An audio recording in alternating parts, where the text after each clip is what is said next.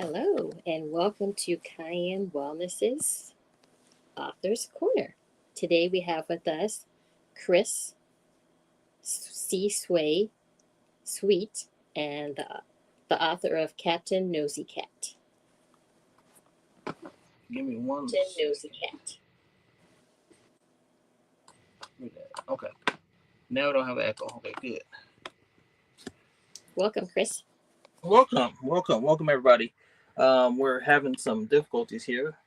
And so to better do this, I'm going to do two things. I'm going to show you a bunch of stuff on one screen, and then the other screen will be me. Well, why don't you give a brief introduction of your book and tell the audience who you are and how are you related to the sickle cell community. Okay, well, my name is Chris Sweet. I am a survivor. I had SS disease, sickle cell disease. About 12 years ago, I had a stem cell transplant, and that's part of my journey. That's part of my journey. That's part of how I got here.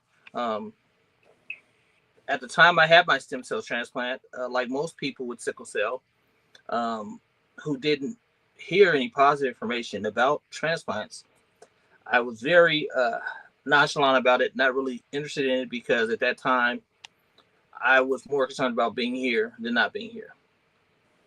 But fortunately for me, a friend of my wife's stayed on her for like 3 months, and we finally went and checked on the information.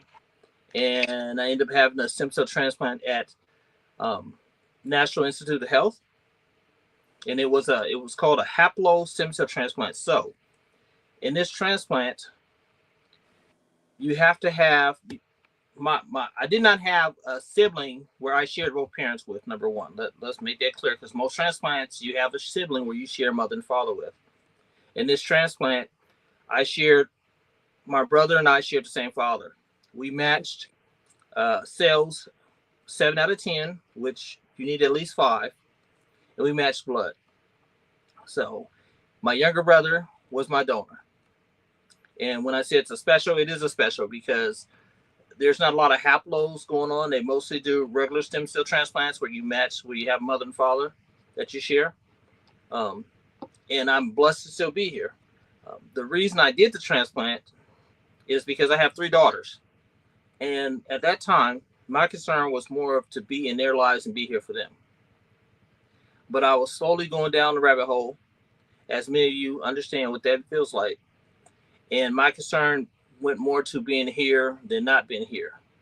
So I went ahead and had the transplant. And through the grace of God, it was successful. Now, do you have a question, Renee?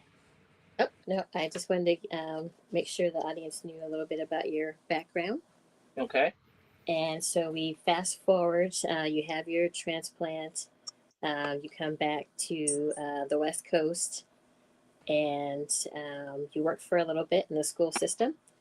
And now we are back in Vegas.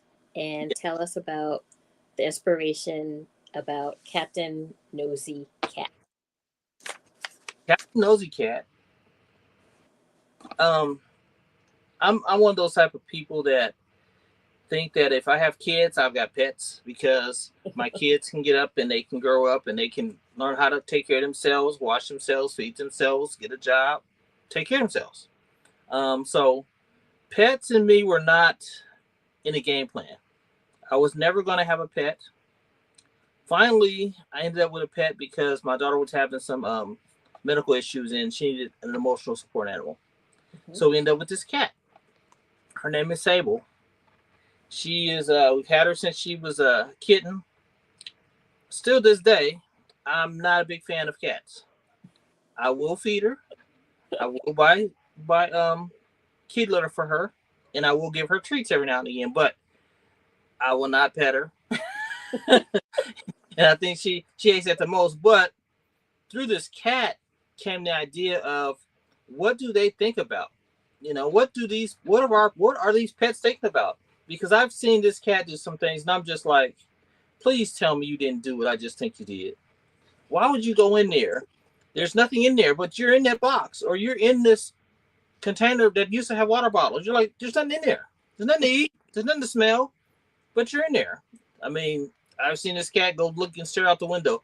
And I mean, they can stare out the window for hours at a time. You're like, what are you looking at? There's no birds. We're in the desert. What are you saying? But so that's how Captain Nosy Cat came about.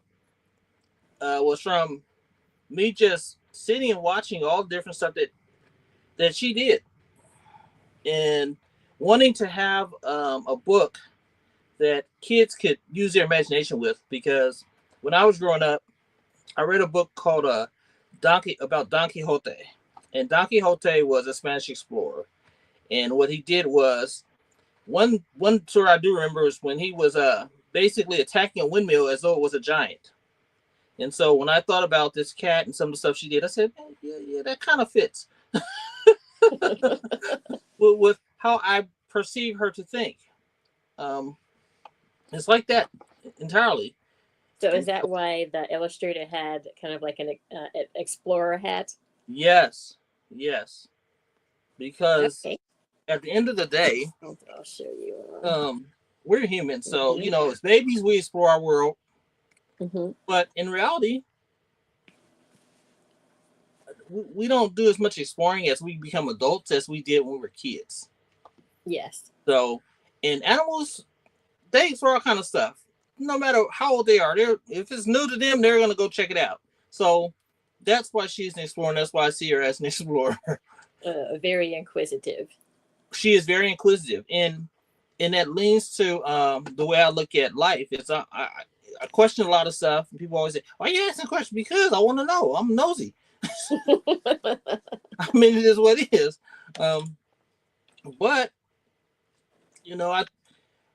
what I've seen and what I'm seeing is our kids, especially when you deal with sickle cell and you deal with pain and you're in the hospital all the time, sometimes you need to focus on using your imagination and thinking of things that are bigger than what you thought you could do, because we can do it. People might tell us we can't. We can. I'm just here now to tell you that I've done a lot of stuff that I myself would not have thought I would do. First, being a father, that's one thing I never thought that was going to happen for me. Second is I shot a commercial in Japan. Shot 2 commercials in Japan. I never thought that I would do that.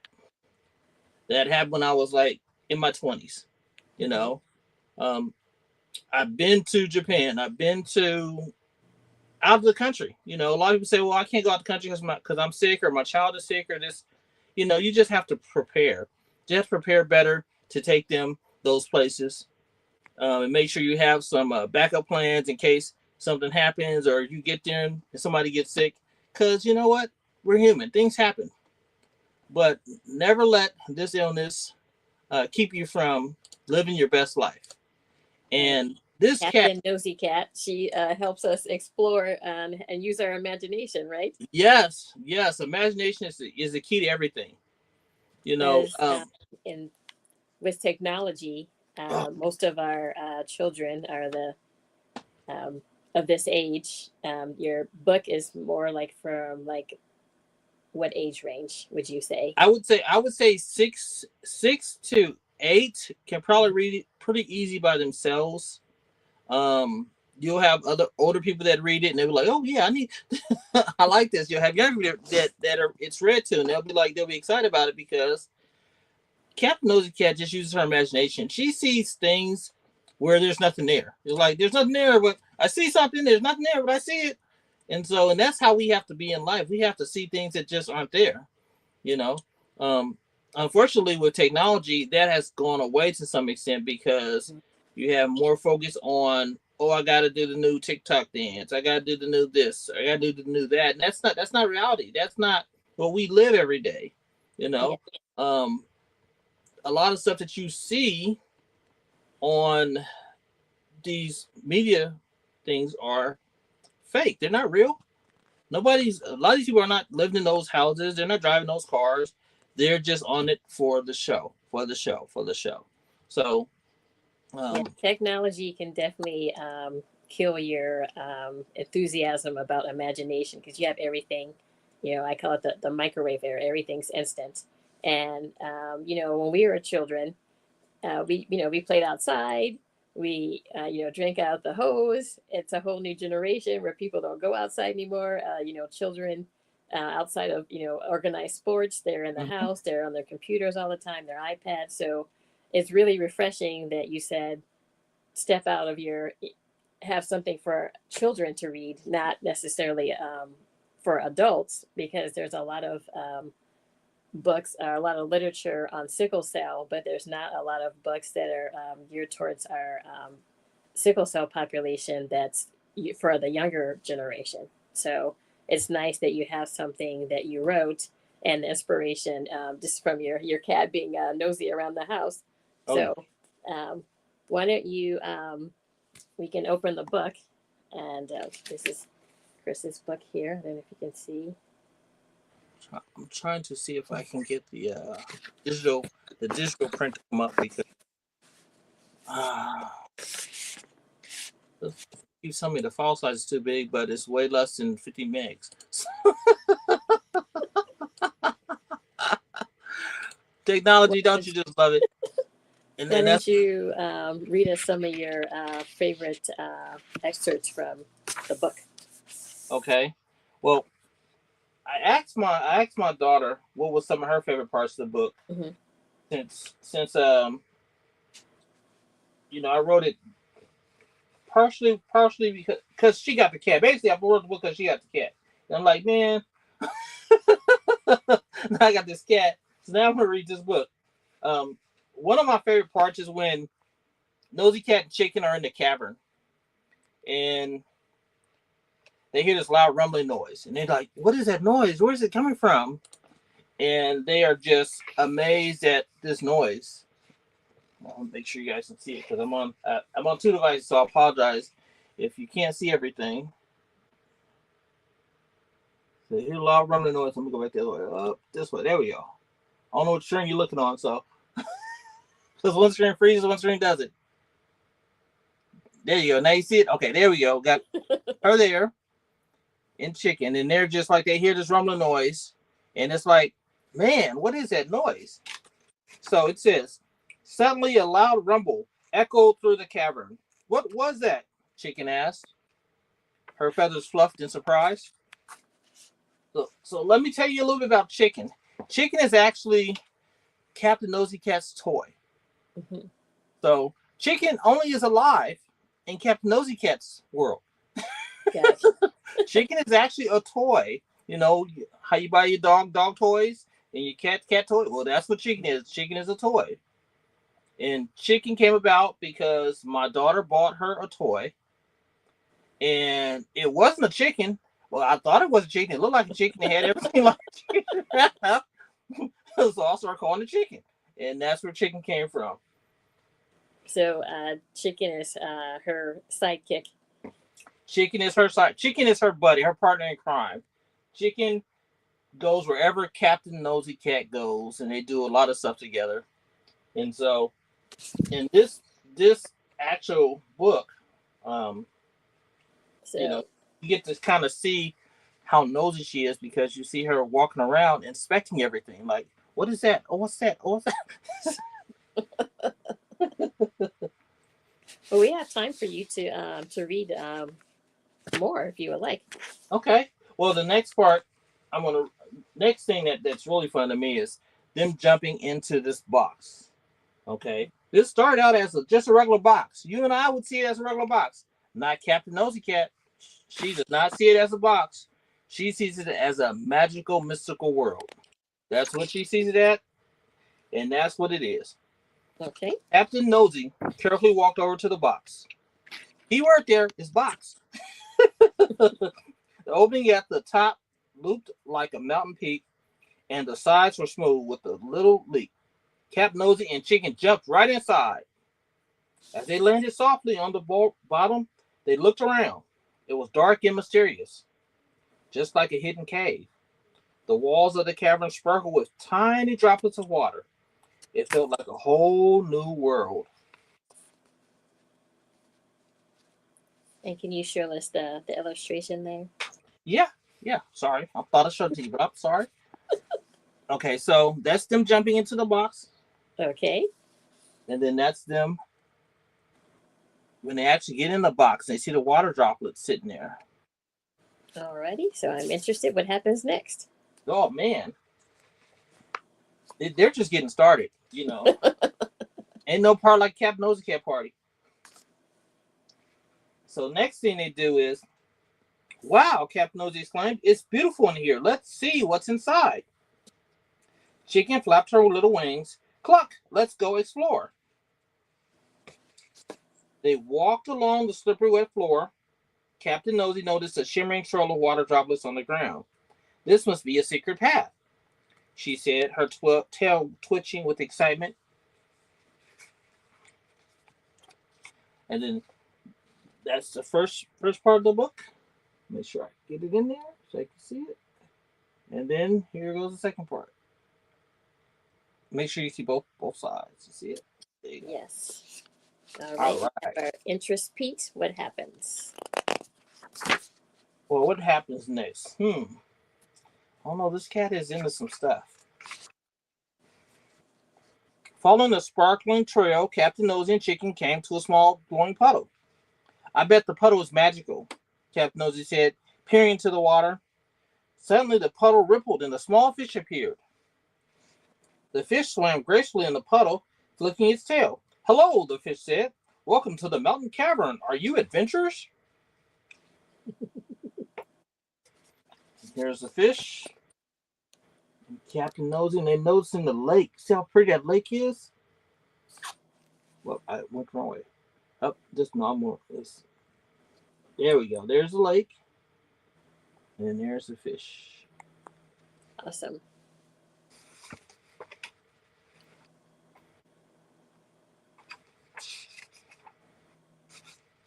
Captain Nosy smiled. Yes, we are. I'm Captain Nosy, and this is my friend Chicken. We're exploring your beautiful cavern. The fish wiggled happily. I'm Finn.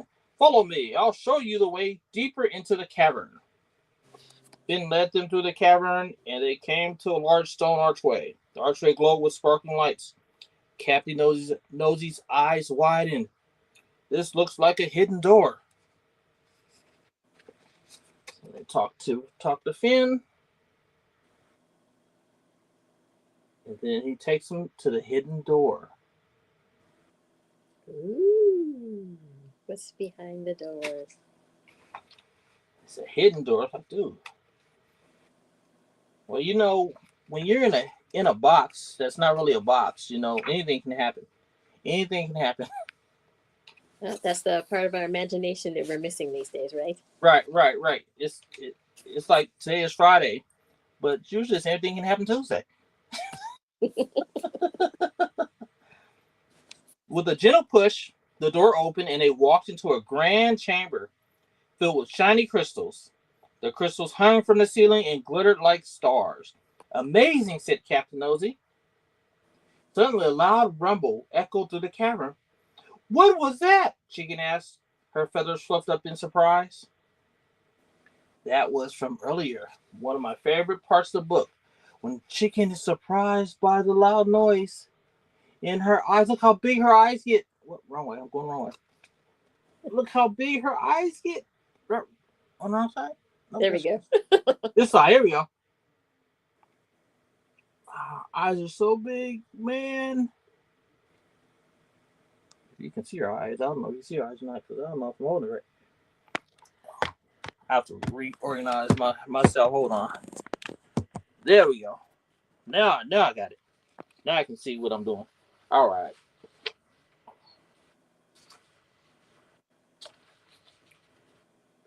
Don't worry, said Finn. That's Mountain Guardian. She wakes up when Adventure comes to explore. Captain Nosy and Chicken gasped. Who are you? Captain Nerdy asked. I'm Yara, said the Guardian. I protect the mountain cavern. My job is to ensure the cavern stays safe and peaceful. So there goes Yara. Now look at her. She is just hanging out, trying to make sure everybody does the right thing all the time. Because it's her job as a mountain guardian to make sure that you're doing the right thing.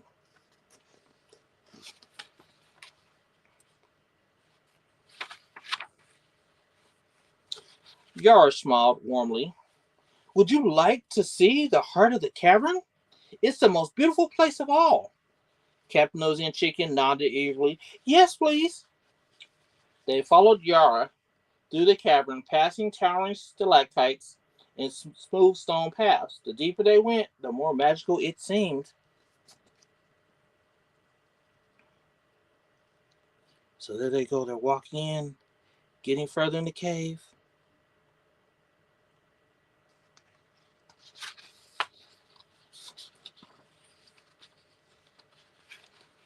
Finally, they reached the heart of the cave. It was a huge shimmering pool surrounded by tall, glowing trees. The water sparkled like diamonds and the air smelled sweet. This is the magic pool, said Yara. It's where the energy of the cavern comes from. It keeps everything alive and glowing.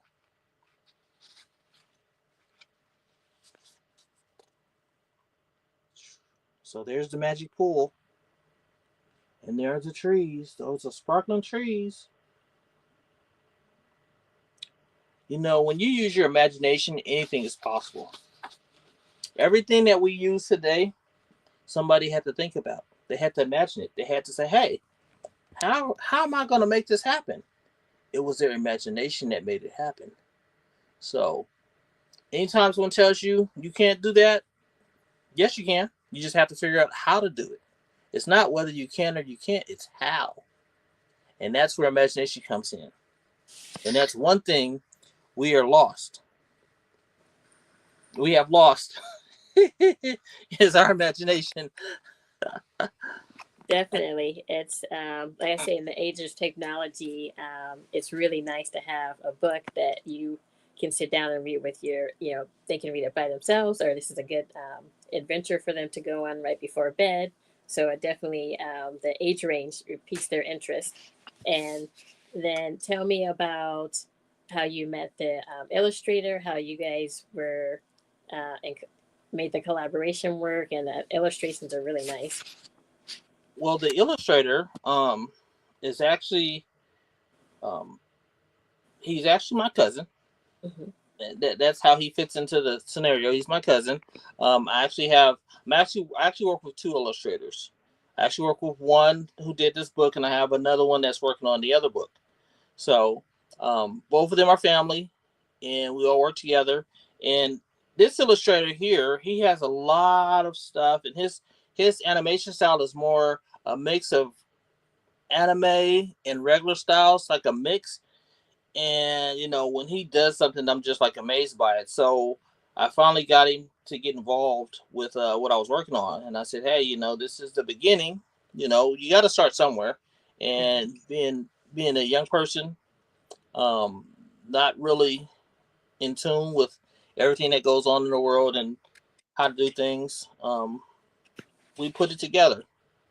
And my other illustrator is working on some other stuff, who happens to be my younger brother. he Family business. family business. We were already family business once he gave me the bone marrow transplant. That was that's my family business right there. But to get him involved, and it's something I have been pushing him toward doing. I'm like, dude, you need to do your artwork, you need to do your artwork, you need to do your artwork, you need to do your artwork. So for me, it's a chance to get the people that I loved involved in something that's fun, that'll help kids, help people in general, and to showcase their artwork, because there's a lot of great artists out here. And unfortunately, sometimes I think we tend to lean toward technology more than we lean toward the imagination and thought process behind a person actually doing the work. Yes, yes. And so not only was he your donor, he's actually going to be involved in your new next project. Yes, well, in a future project, we're working on a book called Black Butterfly, Okay, well, and wait till the end. so yes, a future project. Just say future project. We'll say future project. Okay. All Okay. right. Well, we would love to hear your conclusion before we talk to the audience. Okay.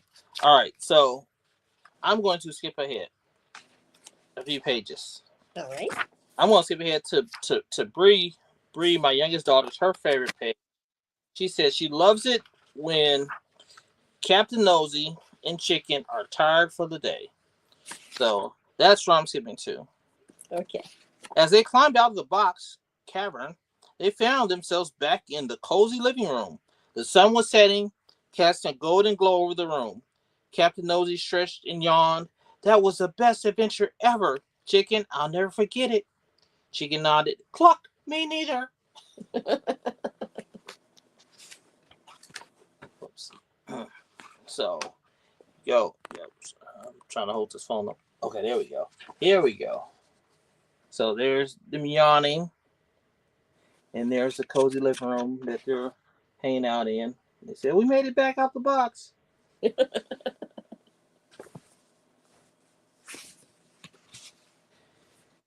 That evening, as they settled down to rest, Captain Nosy looked at Chicken. Maybe tomorrow we can explore another world together. Chicken's wings fluttered with excitement. Cluck, let's go on another adventure. And with that, Captain Nosy and Chicken drifted off to sleep, dreaming of their next big adventure. Who knew what other magical places awaited? Who knew? To be continued. To be continued. Who knew? And the last page of this book, because I had to put it on here with Chicken, is My Cat Sable. The inspiration for this. The inspiration for this book, this cat right here. And animals are very, very smart. So if they feel like they're going to get a treat if they do a certain thing, they go and do that certain thing. Like clockwork. She knows that my wife does not like her scratching her couch. So she has a scratching post she's supposed to be on. So she'll go over and she'll scratch some scratching posts to see if she can get some treats out of it. Because she knows my wife will give her treats if she scratches the scratching post. Well, that's a good reward, right? Yeah, it's a reward. I'm going to give you some treats. You doing what you're supposed to do. Not to mention all the stuff she's doing when nobody's at home. Do you have one of those little nanny cams that are pet cams? No. Yeah. No. All my cameras on the outside. So you have the Captain Nosy Cat and the Great Cavern Adventure. Correct. What do you think your next project, where will Captain Nosy Cat take us? I keep calling her Captain Nosy Pants. Yes. Captain Nosy Cat. Captain Nosy Cat. It's going to be called Captain Nosy Cat and the Great Opera Adventure. Ooh. Okay. And I mean, it's one of those things where I was thinking about it one day, and I'm like, okay, I can see her doing that. So give us a little peek into the next adventure. Basically, just to give you a short gist of the next adventure, Captain Nosy Cat goes in the car for the first time with her family. Myself and my daughter. What we typically do when we get in the car is if we put a song on that we both like, then we'll be sitting in the front singing and being joyful like we always do, just having a good time. People see us going down the street, they're like, those people's crazy, and we probably are, but that's okay. So when Captain sees this, she thinks that she's in a concert. She thinks she's in a live concert, and from there the adventure begins, because once she thinks she's in a concert, she's in a concert. It's no extra about it. She's in a concert. So there's a lot of different things that's going to happen in that concert.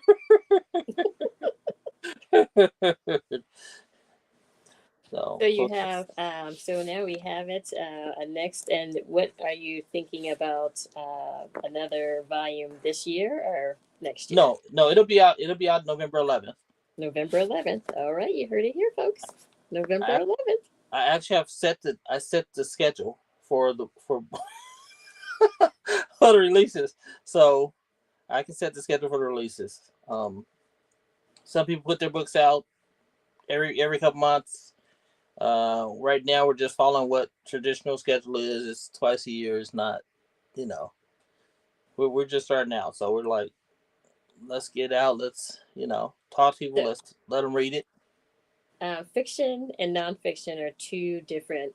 Yes. Why did you not want to talk about your personal experience with sickle cell versus um, writing a children's book?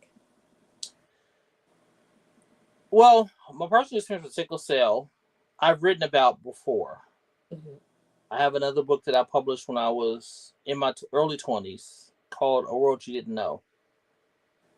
This time around, I think my mind was a little bit different because my focus more on my kids and on kids in general in happiness and not so much on dealing with um, the pain. Not saying I wasn't focused on happiness then, it was a little bit of a shift You in just my thought evolve process. and grow, Yeah, because I evolve and grew up. create. I grew up, and that was the thing.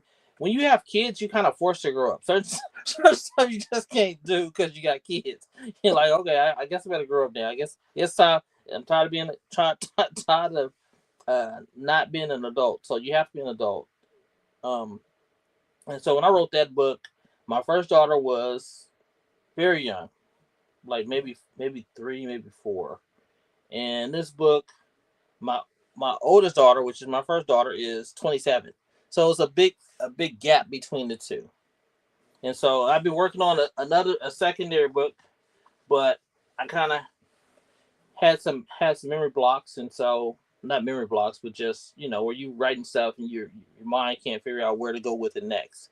So when this came to me, it came to me like lightning in the bottle.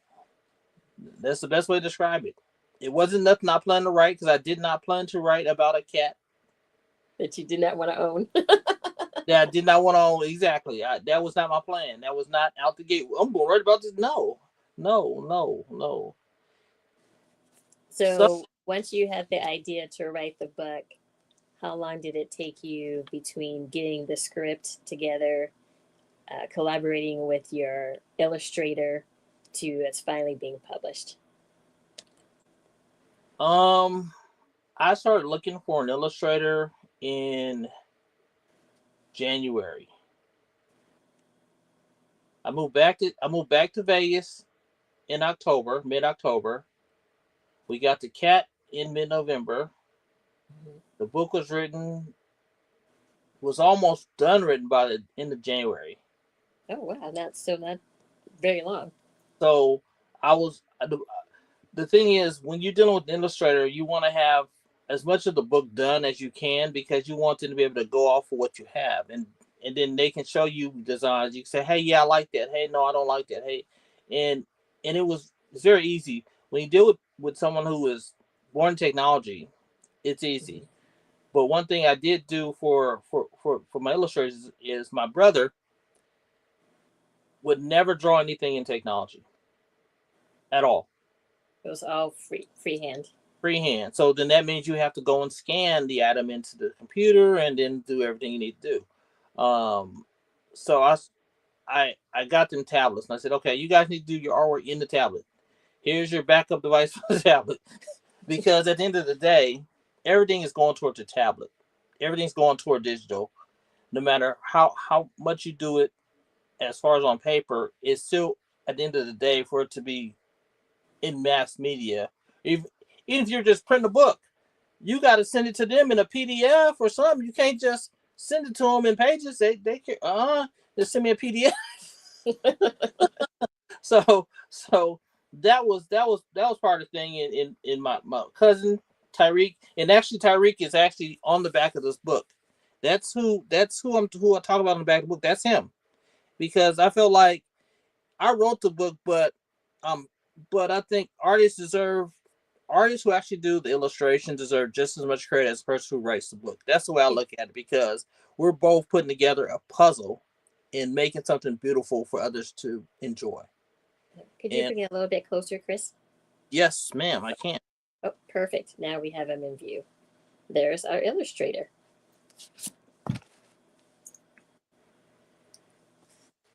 So yeah, so that's the way I look at things. That's how I do things. Everything that I do, as far as in book form or for the most part, we talk about, me and Sydney and Tyreek. We talk about it. We have a meeting on Saturdays, and we discuss what's going So on, you what the have game plan is, what this plan. a writer's session. Well, we discuss what basic pertinent things for business are. You know, what book we're working on next. How's the book doing? What do we need to do for this? What do we need to do for that? I mean, because we're starting from scratch. I'm in technology. I'll be honest with you. I have a degree in network operations and security. I don't have a degree in marketing. I don't have a degree in writing. I don't.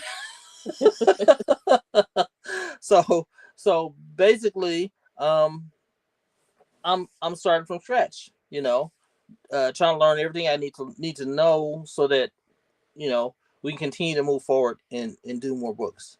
Oh yeah, it's going to build and build and build, and Right, have right, your own book dynasty.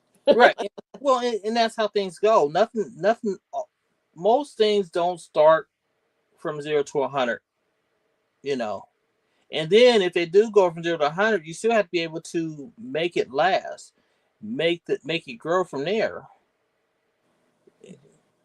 And unfortunately, that is not. I mean, it doesn't happen. You have to know how to make it grow, how to build from it, how to go from there. And sometimes you don't always have the right people around you or in your corner to say, "Hey, you should be doing this," or "Hey, try this," or "Hey, do that," because for whatever reason, we don't communicate to each other like we should.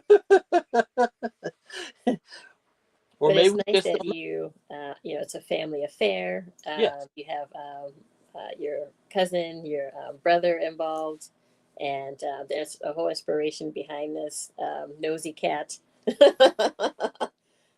To, to, she's nosy. She's not getting any less nosy. She, and she, so your real life Sable, yes, Sable, cable. Yeah. Sable, Sable. What's the inspiration behind Captain Nosy Cat and the Great Cavern Adventure? And then, so we see her go at the beginning. There's a box, right? She's using her imagination. You just see, just a regular vanilla looking box, and then from that, she just goes into this huge adventure and with her chicken, With her chicken. Yeah, with her chicken. chicken, her friend slash sidekick, and they go on this adventure. And then while you're writing and you're taking her, to in the cavern, and she meets the Finn the fish, and then they transition to deeper in the cave. Were you thinking, during that whole process, were you thinking, is this going to lead to, it was an epiphany, or was it like a slow progression of how you got from the box into the cave? It kind of had a mind of its own, so to speak. It wasn't necessarily an epiphany. It kind of just slowly walked over there. Once I started putting it together, I'm like, wait a second, yeah, that would work out. She has to have an adventure, so we have to create something for her to have an adventure in. So she goes to a box. Well, one thing you're not going to think is in a box is a cave. Exactly. You're not going to think that, hey, if I go in that box, there's going to be a cave in there. That's not what you're going to think. Yeah, You now know? there's a cave, there's a fish in there, there's Yeah. a little lamb that's the guardian. Oh yeah. Oh yeah. It's a lot of stuff in that box. I would have missed it if I'd opened up the box. I would have missed it all. I wouldn't have seen anything. I would just, oh, But it's a go box. to your imagination. Yeah, let me get my stuff out the box and let's throw the box. Throw the box in trash. But not Sable. She said, let me go in there and turn Right. into Captain Nosy Cat. Right. Well, and she puts her hat on. in her hat. Her hat monocle, or the monocle. I felt like she wasn't complete without it. But the hat is a throwback to Indiana Jones. I Yes, mean, yes, the adventure. for all of you who know who Indiana Jones is, Indiana Jones was a guy that had the hat on, the fedora on, and just came out and with his whip and everything. Now I didn't give her a whip; she doesn't need a whip, but she's got her monocle and she's got her hat on, and she's like, "Okay, we're gonna go investigate stuff." I think that 6-year-olds, 7-year-olds, and even 50-year-olds will enjoy this book. So I'm so glad that you had the inspiration from Sable to write Captain Nosy Cat, and then now we have her. she's in print here. Yeah, she's immortalized now. Yeah, and, part of your legacy, right? Was there any advice you would like to give to authors starting out? Yes. Find things that are gonna make you happy that you like to write about. I think that's the biggest thing. If you find something you like to write about, you can write about it 15 different ways.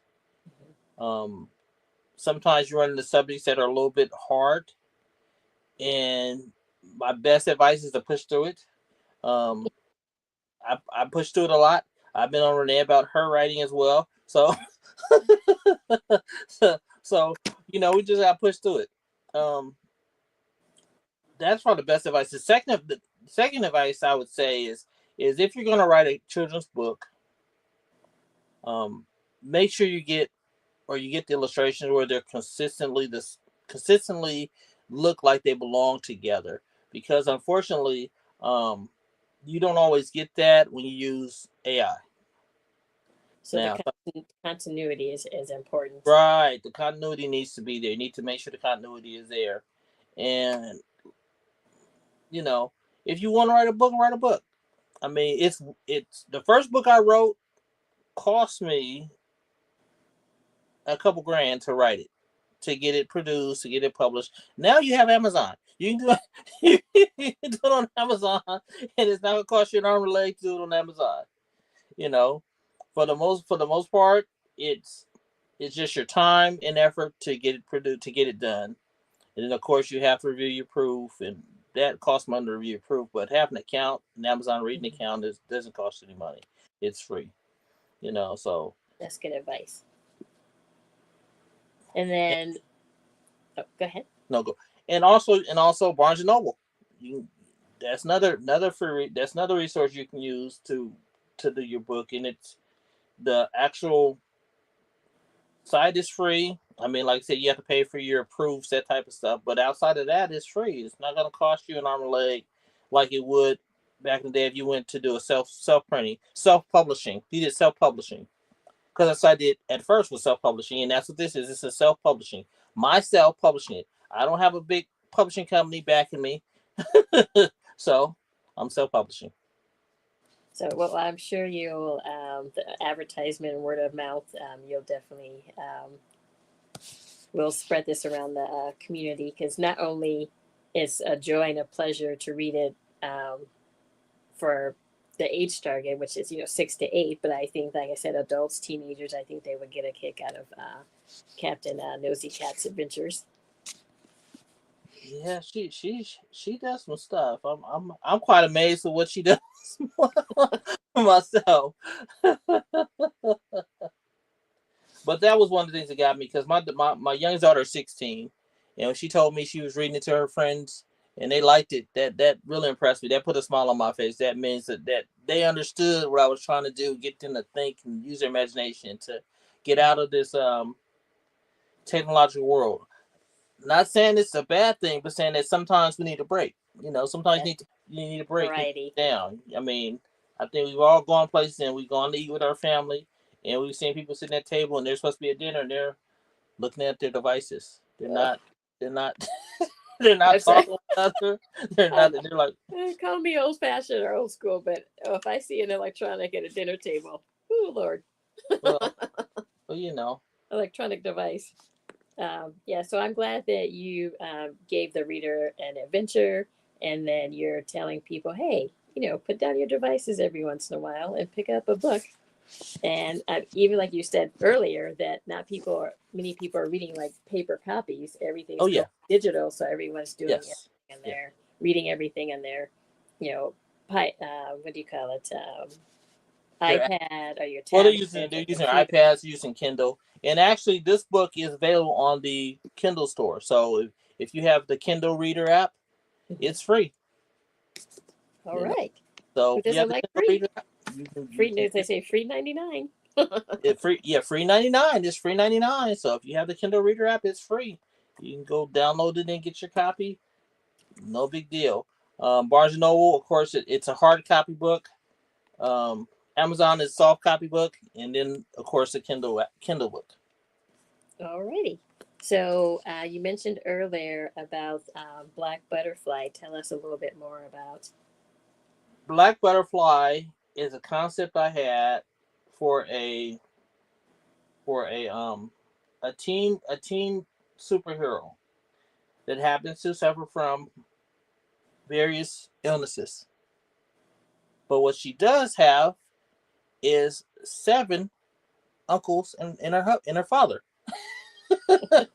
And they all get together in their different specialties, one being an engineer, one being, you know, computer technologist, one being they all get together and they put together something for her to be able to live. And then she goes out and says, okay, now that I can live and I can function, now I'm going to do stuff to help other people. And that's exactly what she does. She goes out and she helps other people. Okay, that's gonna be something we could look forward to in the future. It's in Yeah, that's in development. That's in development. That development. that probably won't be till 2026 because that's going to be a graphic novel. It won't be a kid's book. It'll be an actual graphic novel. Oh, that's gonna be awesome. Well, we can't wait to read it. Oh, yeah. Would there be any other advice you would give a budding artist? Keep working on your craft. Keep working on your craft. That's the best advice I can give you because um, everybody I know is what's so funny is I'm good at computers, but my brother's good at cars and drawing and playing instruments and stuff. Mhm. I'm good at writing. I'm good at computers. I'm good at technology. He's the other side. So I mean, you got to just keep working on your craft, whatever it happens to be, whether it's music, whether it's drawing, whether it's poetry. You have to keep working on it, and it'll never be exactly the way you want it, but you got to keep working on We're it. our own worst critic, right? We're always our own worst critic. We're always the ones that say, "Oh, it's not good enough. It's not good enough." But you might have 200 people outside saying, "What are you talking about? That I can't draw like that." We are always our own worst critic, and that is a fact. I mean, even now at the age I'm at, I'm my own worst critic when it comes to certain things. I'm like, no, that's not. I don't like that. Well, it looks fine. No, no, no. It looks fine to you, but I can see all the imperfections in it because like we are our own worst critics. Yes, it's when a chef goes in. I think he's not thinking of the diners thinking, oh, this is a masterpiece, and he's thinking about all the maybe the technique wasn't just Right, so, the right, souffle didn't fall the way he wanted. The right. same thing with writing and illustrating, right? You just get better and better and better about it. Not only about writing a story, but you also um, you're growing as an artist, right? So your writing is going to be different. It matures, and working with the illustrator, I'm sure that will be that person is maturing in the process, especially if this is going to be a volume of books. Oh yes, oh yes, yeah. They're maturing in the process, and what also tell my illustrator is that, if you have like he has a Instagram page. And I tell him, I say, yeah, post stuff, post consistently, and then when you post, I repost what you posted because we're a team. That's right. We're a team. If you post something, I'm going to repost it. That's just how it works. You know, Good, and good. you have to work together. I mean, I think that's one thing that I can say without question is that working together with other people is always a plus. Most people who are willing to go out on a limb and help you, they're they're out for you. They're not just out for them.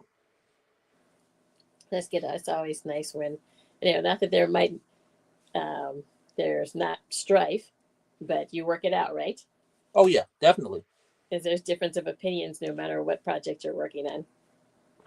Oops, drop my phone. Now I gotta turn it because you keep going off. I keep going off to the left. I'll be like side of my face. I'm like, man, that's bothering me. You get your best side. It's bothering me. It's the side of my face. It's like, dude, come on. All right. Well, I'm not sure if do we have anyone in the audience, Joy? I didn't see anybody with any questions. Anyone?